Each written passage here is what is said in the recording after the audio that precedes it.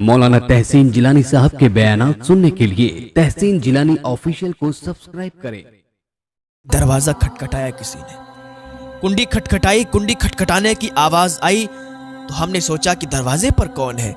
दरवाजा खोला तो क्या देखते हैं कि वही माजूर बेटी जो चल भी नहीं सकती थी दरवाजे पर खड़ी मुस्कुरा रही है। हजरत हबीब अजमी रहमतुल्लाह अलैह को जानते होंगे, अल्लाह के वली गुजरे हैं। इनके पास एक आदमी आया करता था जो कि बहुत मालदार था। उसकी एक बेटी थी जो कि माजूर थी, चल नहीं सकती थी, उसके पैर ख़राब थे। आता था तो हजरत हबीब अजमी रहमतुल्लाह अलैह फरमाया करते थे, ए इंसान तौबा कर ले अल्लाह की बारगाह में। अगर तू अल्लाह से तौबा कर लेगा तो तू नेक बन जाएगा और अल्लाह ताला तुझे माफ़ फरमा देगा।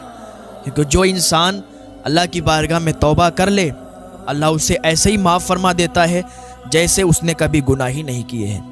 फ़कत तौबा ऐसी होनी चाहिए कि उसके बाद कोई गुनाह का इरादा ना करे, कोई गुनाह ना करे। हज़रत हबीब अजमी रहमतुल्लाह अलैह की हिस्ट्री अगर आप निकाल कर देखेंगे तो ये वली बाद में बने, उससे पहले ये दूध बेचा करते थे और इनका काम ये था कि दूध में पानी मिला दिया करते थे। लेकिन अल्लाह की बारगाह में जब इन्होंने तौबा करी तो ऐसी तौबा करी कि अल्लाह ताला ने इनके गुनाहों को माफ़ फरमा दिया और इन्हें वली बना दिया।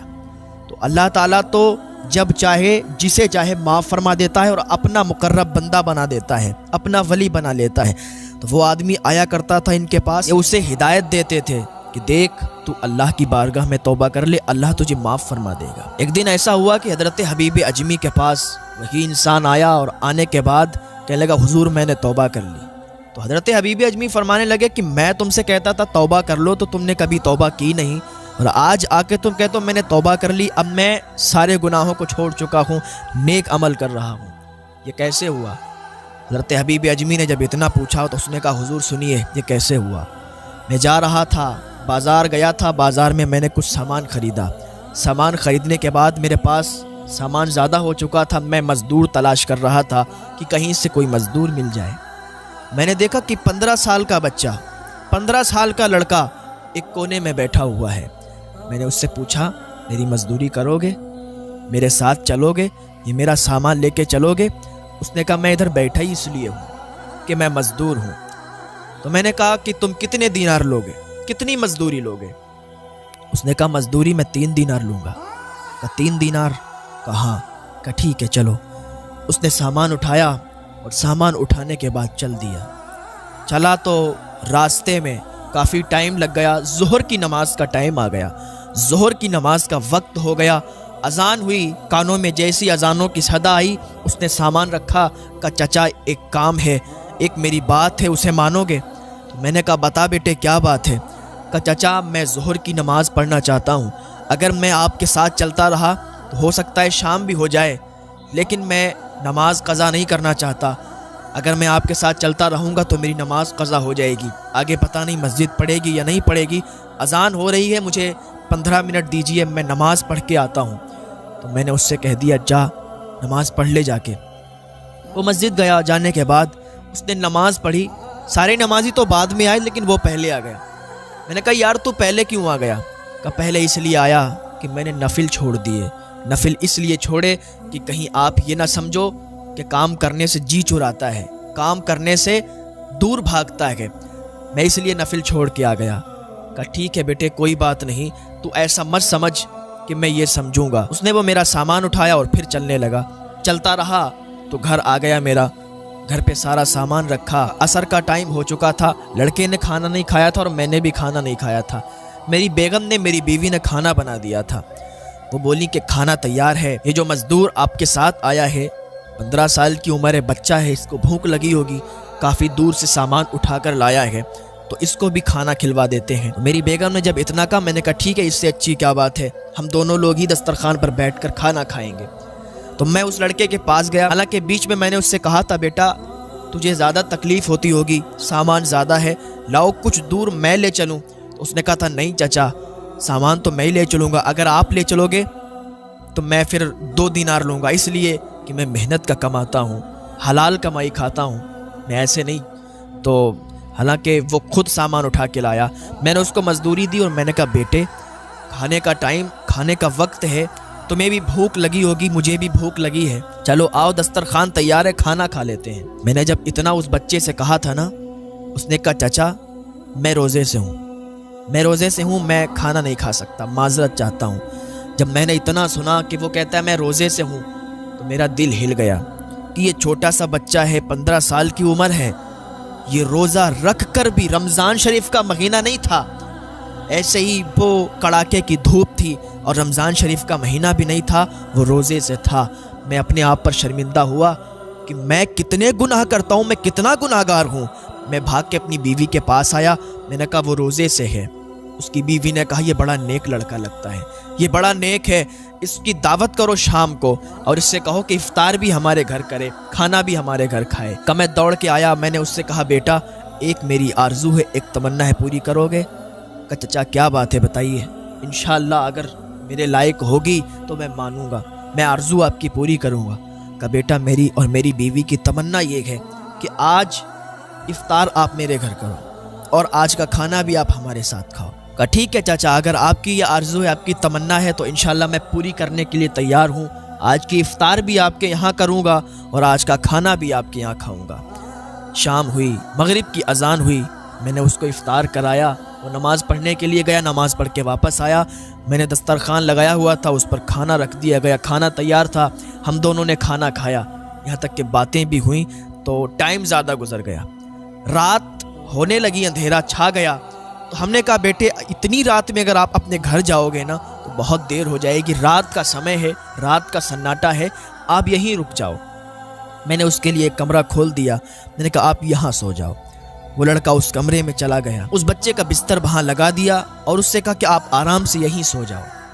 میں اور میری بیوی تھوڑا سا کھانا لے کے اپنی بیٹی کے روم میں گئے, بیٹی کو کھانا کھلایا اور بیٹی سے کہا بیٹی آج ہمارے گھر جو بچہ آیا ہے نا, آج ہمارے گھر جو ایک لڑکا آیا ہے نا, اس کی 15 سال عمر ہے, بہت نیک معلوم دیتا ہے, گناہوں سے بہت دور لگتا ہے, اللہ کا ولی معلوم دیتا ہے, بڑا سچا ہے, نمازی ہے. جو انسان جوانی میں اللہ کی عبادت کرتا ہے, اللہ اس کی جوانی والی عبادت بڑا پسند کرتا ہے. وہ انسان حضرت حبیب اجمی سے کہتا ہے کہ ہم لوگ واپس آ گئے اور اپنے بستر پر لیٹ گئے. رات تو ہو ہی چکی تھی, ہم نے دروازے بند کر لیے تھے کہ ابھی تھوڑی دیر ہوئی تھی کہ دروازہ کھٹکھٹایا کسی نے. کنڈی کھٹکھٹائی, کنڈی کھٹکھٹانے کی آواز آئی تو ہم نے سوچا کہ دروازے پر کون ہے.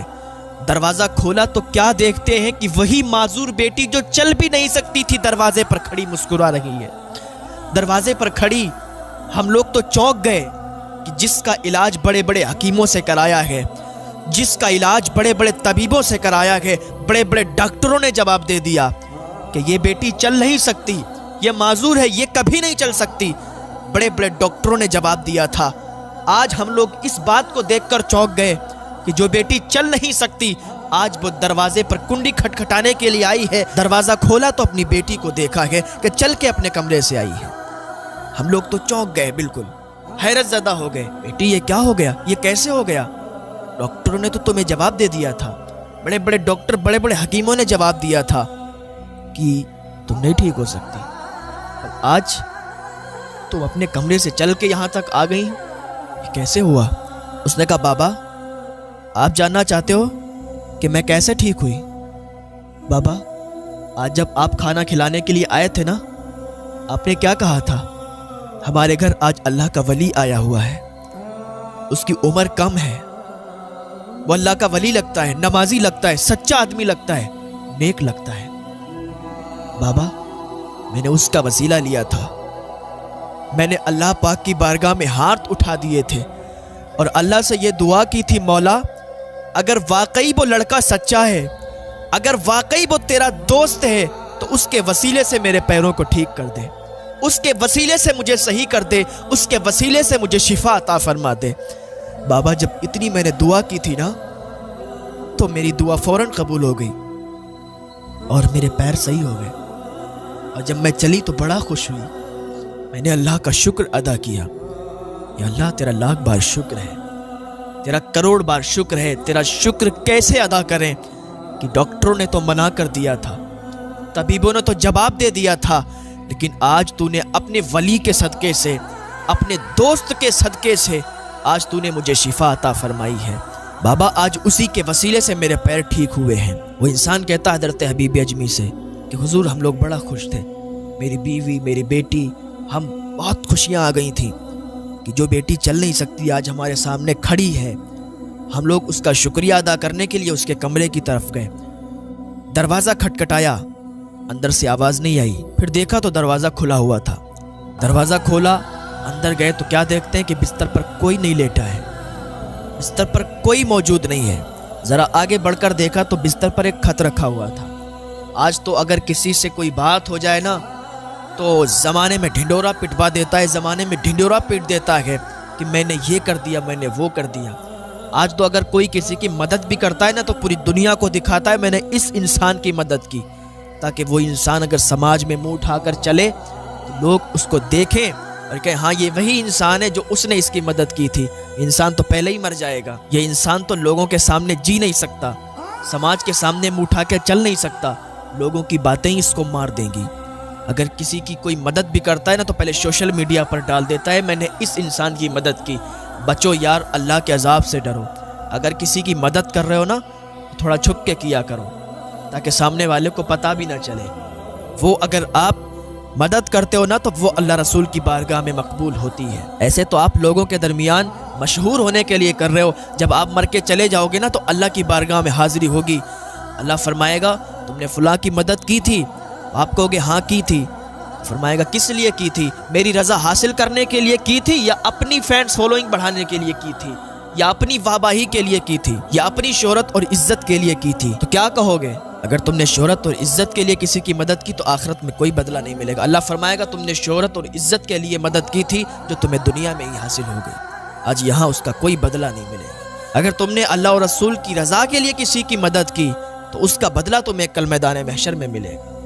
ہاں تو اس پر خط لکھا ہوا تھا، خط میں لکھا تھا کہ مجھے تلاش کرنے کی کوشش مت کرنا۔ میں جانتا ہوں کہ تم لوگوں کو مجھ سے بہت محبت ہو گئی ہے، لیکن کبھی مجھے تلاش کرنے کی کوشش مت کرنا۔